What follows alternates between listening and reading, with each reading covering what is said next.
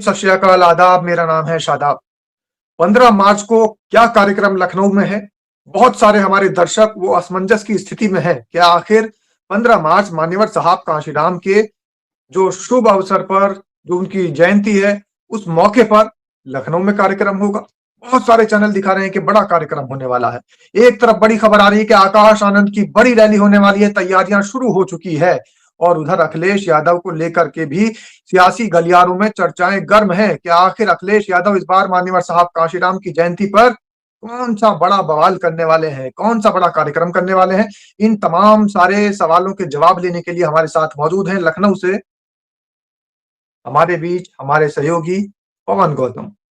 तो पवन से ही जानकारी लेते हैं कि आखिर कौन सी सियासी गलियारों में क्या चर्चाएं चल रही हैं, आखिर किस तरीके की बातें चल रही हैं। जी पवन, बहुत बहुत स्वागत है आपका। बहुत बहुत धन्यवाद सादा भाई, बहुत बहुत धन्यवाद। पवन, जिस तरीके से तमाम सारे चैनल दिखा रहे हैं कि भाई इस वक्त में जो है 15 मार्च को मान्यवर साहब कांशीराम की जयंती पर लखनऊ में एक बड़ा कार्यक्रम बसपा कर रही है, तो क्या सच्चाई है इस कार्यक्रम के बारे में? अगर पीछे ध्यान दिया जाए सादा भाई, तो बसपा लगातार इधर कार्यक्रम कर ही रही है। फिर 9 अक्टूबर की रैली की हो, उसके बाद 6 दिसंबर बड़ा महत्वपूर्ण दिन, उसके बाद 15 जनवरी, उसके बाद अब जो तारीख आ रही है 15 मार्च जी उसकी तैयारी है। और जी उत्तर प्रदेश में 2 कार्यक्रम हो रहे हैं। उत्तर प्रदेश की राजधानी लखनऊ में कांशीराम स्मारक जो बना हुआ है, वहां पर जी 12 मंडल है। और अच्छा, दिल्ली ये में वही कांशीराम स्मारक स्थल है, वहीं पर कार्यक्रम है जहां पर 9 अक्टूबर को कार्यक्रम हुआ था। बिल्कुल बिल्कुल ये कार्यक्रम वहीं हो रहा है और ऐतिहासिक कार्यक्रम है। यहाँ पे सुनने में आ रहा है तमाम लोग स्टॉल भी लगाने जा रहे हैं इस बार, जैसा कि 14 अप्रैल में देखा जाता था। तो कई संगठन जो नॉन रजिस्टर्ड हैं, बहुजन समाज पार्टी का सहयोग करते हैं या माननीय कांशीराम साहब को मानते हैं, वो अपने स्टॉल्स लगाएंगे। बाहर किताबें लगेंगी, जिनको इतिहास जानना हो, पढ़ना हो, ये देखने को मिलेगा। और सबसे बड़ी चीज, उत्तर प्रदेश के बाद अन्य राज्यों में कार्यक्रम तो होंगे, मगर आकाश आनंद भी इस बार राजस्थान में देखे जाएंगे। राजस्थान के भरतपुर में एक मंडी है जिसका नाम है राजस्थान पशुधन विकास बोर्ड की ओर से। वो मंडी एक मंडी है, वहां पर एक कार्यक्रम हो रहा है और एक बड़ा गैदरिंग होने का कयास लगाया जा रहा है, क्योंकि लगभग ये भी माना जा रहा है राजस्थान में पंचायत चुनाव होने और पंचायत चुनाव से पहले एक बड़ा कार्यक्रम होना, यही कहीं ना कहीं कहता है कि एक आकाश आनंद को भेजना और एक बड़ी रैली, सफल रैली करना, उत्तर प्रदेश से जो जुड़े जिले हैं राजस्थान के, उनमें एक मैसेज कन्वे करना, ये देखने को मिल रहा है। और इसकी जिम्मेदारी रणधीर सिंह बेनीवाल देखेंगे। रणधीर सिंह बेनीवाल बहुजन समाज पार्टी में पंजाब, हरियाणा और चंडीगढ़, इन राज्यों को तो देखते थे, इसके साथ दिल्ली का। और सबसे बड़ी बात, इकलौते ऐसे कोऑर्डिनेटर हैं जिनके पास उत्तर प्रदेश का एक मंडल भी दिया हुआ है। और वहीं पर मौजूदा समय में राजस्थान में बसपा सुप्रीमो का लगाना, तो ये बताता है कहीं ना कहीं बसपा सुप्रीमो के विश्वास में, बसपा सुप्रीमो का जो विश्वास जीतना इतना आसान नहीं होता। उस तरीके से रणधीर बेनीवाल काम कर रहे हो तो रणधीर सिंह बेनीवाल होंगे।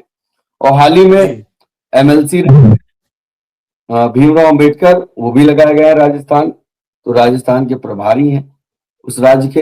अच्छा पवन कुमार, जैसे 15 मार्च को लेकर के बहुत सारे लोगों में, हमारे जो दर्शक हैं उनमें एक बात फैल रही है कि क्या 9 अक्टूबर की तरह ही ये बड़ा प्रोग्राम होने वाला है? जिस तरीके से मान्यवर साहब कांशीराम स्मारक स्थल को भर दिया गया था, वैसे ही कोई कार्यक्रम होगा? कार्यक्रम की रूपरेखा दूसरी होगी।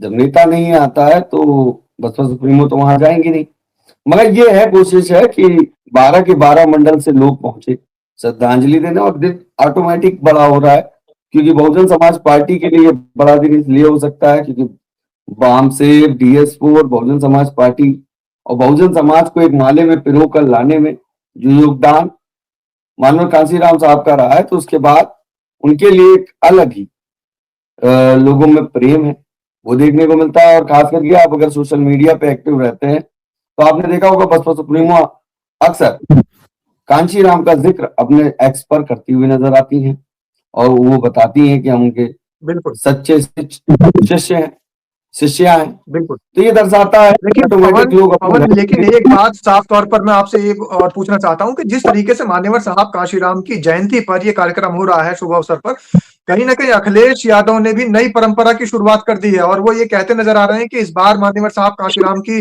जयंती पर समाजवादी पार्टी भी बड़ा कार्यक्रम का आयोजन करेगी लखनऊ में। इस बात की बसपा के प्रदेश अध्यक्ष है, तो उन्होंने ये साफ साफ बयान दिया था कि ये नाटक है। और ये नाटक कैसे है, जब कासगंज का नाम मतलब कांशीराम का नाम बदला, जिलों का नाम रखा, महापुरुषों के नाम से उनको बदला। इतना ही नहीं, चिड़े समाज के छत्रपति साहू जी महाराज, एक बड़ा इतिहास है, उनके नाम से केजीएमयू यूनिवर्सिटी कर दिया गया, उनका नाम बदल के वापस समाजवादी पार्टी ने उन्होंने उनका बदला। तो बहुजन समाज पार्टी के वोट बैंक को कहीं ना कहीं तोड़ना चाहती है। और अगर देखा जाए तो ये बात भी उन्होंने कही कि इनके अगर कार्यक्रम का नाम भी देखेंगे तो उसमें भी कांशीराम नाम गायब, शब्द गायब। तो जहां पे कांशीराम अच्छा, शब्द का भी इस्तेमाल नहीं हो रहा, तो ये साफ साफ दर्शाता है कि क्या करना चाहती है और क्या दर्शाना चाहती है। तो आपने समाज के देखा हिसाब से होगा देखिए, पवन कुमार ने एक बड़ा संदेश दिया है। जो समाजवादी पार्टी कार्यक्रम कर रही है, वो कार्यक्रम तो मान्यवर साहब कांशीराम की जयंती पर हो रहा है, लेकिन मान्यवर साहब कांशीराम का नाम ही उस कार्यक्रम से गायब है, क्योंकि उन्होंने पीडीए महोत्सव या इसी तरीके से कोई नाम उसको दिया है कार्यक्रम को। तो आप देख लीजिए कि आखिर ये जो नई परंपरा समाजवादी पार्टी में चल रही है, ये किस तरीके की परंपरा चलाई जा रही है और क्यों चलाई जा रही है। पवन, मुझे लगता है कि बहुत सारे बहुजन समाज के वोटों को बरगलाने के लिए, टारगेट करने के लिए इस तरीके के कार्यक्रमों का आयोजन कर रही है समाजवादी पार्टी। हम लोग जब बात कर रहे हैं तो मुझे ये भी अंदाजा है कि कहीं ना कहीं समाजवादी पार्टी जो कार्यक्रम की रूपरेखा तैयार कर रही 15 मार्च को कर रही है, क्योंकि चुनाव की लड़ाई भी लड़नी है। जी तो 4 कंपनी हायर की है, वहीं पर एक रथ तैयार कराया है। उस रथ में अगर देखेंगे तो कांशीराम का जो नारा था, जिस समाज की जितनी संख्या भारी, उस समाज की उतनी भागीदारी, एक साइड में लिखा हुआ साहब भी दिखाई दे रहे हैं, संविधान भी दिखाई दे रहा, अखिलेश भी दिखाई दे रहे हैं, मगर कांग्रेस का रंग ना दिखना, ये भी एक अंदाजा लगाता है कि कांग्रेस के साथ मन बना के चल रही कि गठबंधन में चुनाव नहीं लड़ना है।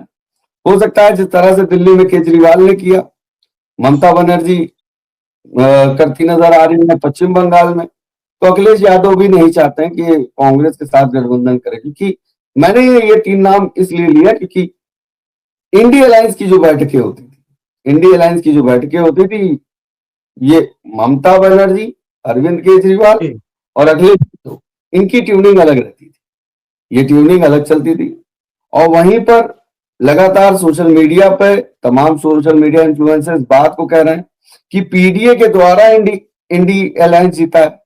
तो ये दर्शाता है कहीं ना कहीं अपने आप को बेबाक अंदाज से, मजबूती से सामने करना चाहते हैं कि हमारा सहयोग के द्वारा कांग्रेस जो गठबंधन बना इंडिया अलायंस, वो चुनाव लड़ पाया। मतलब आप इस बारीकियत को समझिए तो दिल्ली का चुनाव कांग्रेस जी के द्वारा ही सीटें बदल पाई। मुस्लिम वोट का अगर देखा जाए तो सीधा सीधा फिलॉसफी है और सीधी सीधी बात है कि लोकसभा के चुनाव में अलग रणनीति के साथ लड़ती है और विधानसभा में अलग तरीके से दिखाई देती है, जिसका फायदा कांग्रेस के साथ जो गठबंधन दल थे उनको मिला। मगर अखिलेश के साइड से लगातार नेताओं का या सोशल मीडिया इन्फ्लुएंसर्स का ये स्टेटमेंट आना साफ साफ दर्शाता है कि कहीं ना कहीं ये दर्शाना चाहते हैं कि हमारे द्वारा कांग्रेस डेवलप। बिल्कुल अगर एक आईने से और देखेंगे सादाब भाई, दिल्ली के जी। चुनाव में अखिलेश के साथ थे, क्या हुआ नतीजा? नतीजे बिहार के उनके चुनाव, बिल्कुल कहीं ना कहीं लग बिहार रहा है कि इनके इनके जो आपसी तालमेल है वो बिगड़ते नजर आ रहे हैं और इनके रिश्तों में खटास नजर आ रही है, अखिलेश और यादव एक और चीज और कांग्रेस को लेकर के बात की जाए। चीज देखिए, दिल्ली के चुनाव में सहयोग करने पहुंचे अखिलेश यादव, क्या हुआ आम आदमी पार्टी का? बिहार के चुनाव में अखिलेश पहुंचे, क्या हुआ चुनाव के नतीजों का? मगर झारखंड में विपरीत में चुनाव भी शायद लड़े, तो जी हेमंत सोरेन का क्या हुआ? तो आप खुद देखिए कि कौन बेहतर साबित हो रहा है और नतीजे क्या आ रहे हैं। कहीं ना कहीं कुछ शब्दों में आप तो पनौती साबित करने पर तुले हुए हैं पवन कुमार आज अखिलेश यादव को। आपने जो जितने सारे आंकड़े गिनवा दिए हैं।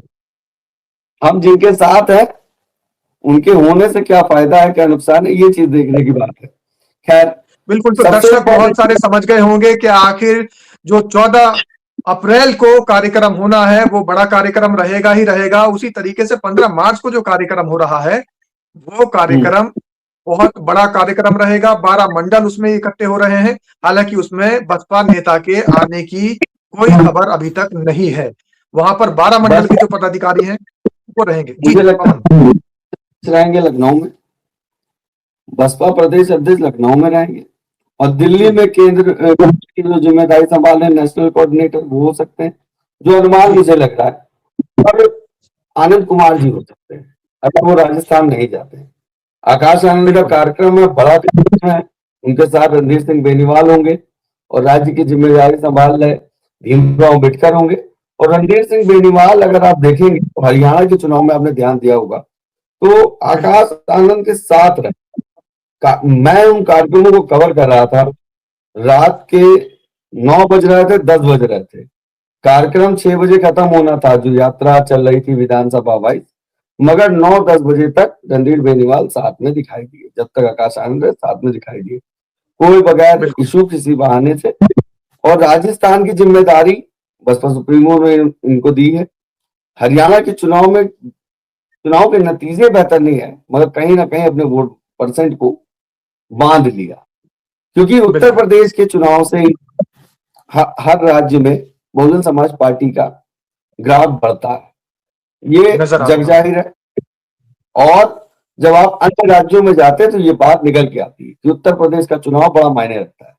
और उत्तर प्रदेश से पहले जो हम चुनाव हो रहे हैं, बसपा जी सुप्रीमो का गति देना, आकाश आनंद को राजस्थान भेजना और उसके बाद आगे पिक्चर बाकी है।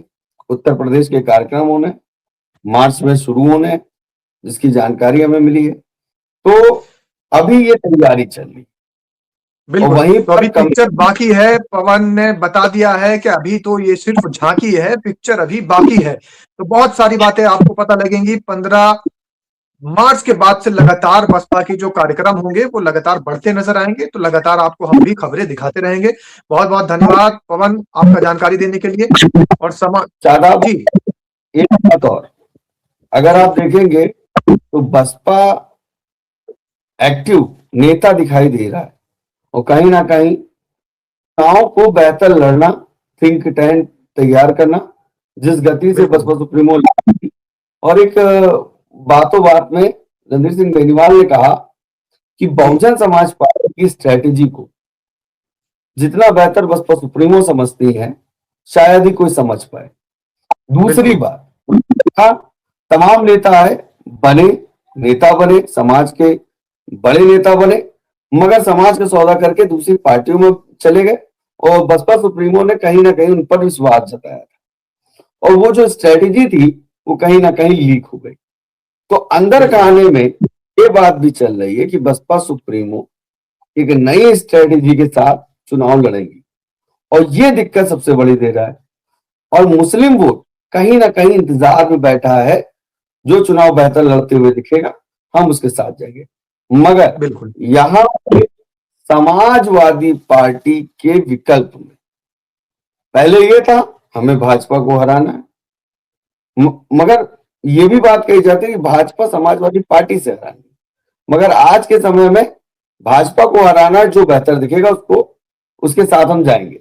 तो ये बड़ी मतलब बात विकल्प जो है वो बहुजन समाज पार्टी ही मुसलमानों को इस बार नजर आ रहा है। अब वो वाली जो है। थीम थी, वो जो स्टाइल चल रहा था कि भाजपा को हराने के लिए किसी का भी साथ देंगे, वो खत्म हो चुका है। बहुजन समाज पार्टी की उत्तर प्रदेश की एक्टिविटी बताएगी।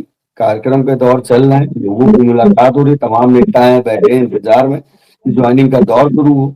और इंतजार इस बात का भी है कि बसपा सुप्रीमो आगे क्या कोऑर्डिनेट करने वाली है।